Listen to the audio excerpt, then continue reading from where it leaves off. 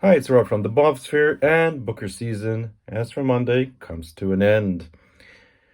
Right, it was a great long list and a good short list, even though the books I particularly liked weren't on it. But it doesn't mean in this case, unlike 2020, which was rubbish, it's not a bad short list at all. It's pretty strong. So let's start. We're going to work down in alphabetical order. So, Glory by Violet Bulawayo. It's a political fable in the vein of Animal Farm. I think it's quite culture specific as it focuses on Zimbabwean politics. I mean, obviously, politics, things happen throughout, history does repeat itself, but it's quite specific. Will it win? I think it's too messy, in my opinion. It needed some editing, and some bits drag, and then some bits are really great. It's written in a very innovative way, but still, something tells me it doesn't have winner potential. So that's it. Next, Percival Everett, The Trees. Now, this, I think, is a very, very strong contender, and it's the one I hope will win. That's my hope. I'm very, well, I could say I am confident that it will. I'll tell you why. So, in the past, Booker winners, in the past, satires, for this is what it is, it's a satire on, let's say, racism, white person mentality, mostly. There's other things, but yeah, it's like that, and disguised as a very, very breezy reading crime novel, detective novel. But anyway, so it's a satire, though, and satires have won. There's been the Finkler question, there's been White Tiger.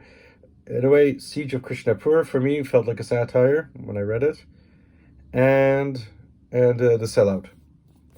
So that does have a chance. It's very timely, and yet, if you read it more than once, and in the future, I'm sure these themes will still resonate with people. And a lot of Booker winners have that quality. So this for me is a very, very strong contender. Next, Treacle Walker by Alan Gardner. I like this book a lot. Well, I liked all of them. This one I really liked. It's something that appeals to me, this sort of thing, where you're not sure what's happening, but there are other explanations, and it involves mythology, and there's quantum physics as well included. And it's all tied up really neatly, but in this weird way, and yet it's told in a very accessible fashion. And it's got these British slangs, things like that. It's culture specific as well. Will it win? I don't think so, because it's a bit too experimental for the Booker. The Booker likes experimental, but not in this vein. For example, for me, their experimental would be like Milkman. I mean, which is brilliantly written, but it's still, if you look deep, I mean, it's understandable. It's just about the troubles. This has a much more to it. Funnily enough, I thought it would be submitted for the Goldsmiths, but it wasn't. This is more a Goldsmiths book. So, no, I don't think it'll win. Okay, next. The Seven Moons of Mali Almeida by Sehan Karunatilaka. I hope I'm pronouncing that correctly. Sorry if I didn't massacre it. Right, I think this is a very, very, it's got a potential winner. I'll tell you why. It's got a very inventive plot. It talks about things that are still relevant today. It's a political novel, and not that specific. A bit. I mean, it does go into Indonesia's civil war, but it could be relatable. And the more you read it, the more you discover something. I felt it on the first read. I said, no, this has to be read a second time. And Booker winners need to be read more than once to be fully appreciated. So I think this is the one that will win. This is the one that I hope will win. Either way, I'll be happy. Well, actually, if any of them win, I'll be happy. Now, Claire Keegan, Small Things Like These. This has potential Booker winner as well, but it has won other prizes. This is a story that involves the Magdalene sisters. That's, if you know, the Magdalene laundries. If you know what those are, I mean, I don't want to go into great details. This is just, I want this to be a short video. This focuses on a certain era of Irish history, and it's done really, really well. It's short, but it packs a punch.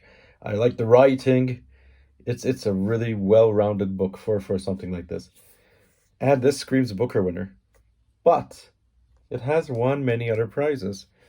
And to my knowledge, it's usually the Booker that kickstarts a book winning tons of prizes. But if a book has won prizes already, it kind of pushes it to the side. Now, okay, we'll go into the exceptions later. Okay. Now, Elizabeth's Drought, Oh William. This is one I really enjoyed this. I had a lot of fun reading it. It's part of a quartet, but that doesn't matter. It can be read on its own. But somehow something tells me this won't win. It's too easy a read. I mean, I read this once and already I got a lot from it. Usually a Booker winner needs, so like I said before, several readings for it to really sink in. Sorry. I've been baking and I was snacking a little bit on the crust of the pie I'm making. Anyway, so it's kind of stuck in my throat at the moment. Anyway, so will this win? I don't think so. This is kind of like, when you have Ann Tyler and Mary Lawson, etc., etc. Even though this is better than those, in my opinion, much better. I can't see it winning. I'll be very surprised. I'd like it, but I won't. I don't think so. So as it boils down, it's these two. Now, this year's set of judges, as we know, are an unpredictable bunch. So I could be completely wrong about this. But I'll repeat myself. Hope to win, will win. Probably will win. Okay? What do you think? Do you agree with me? Go ahead and talk in the comments. See you later.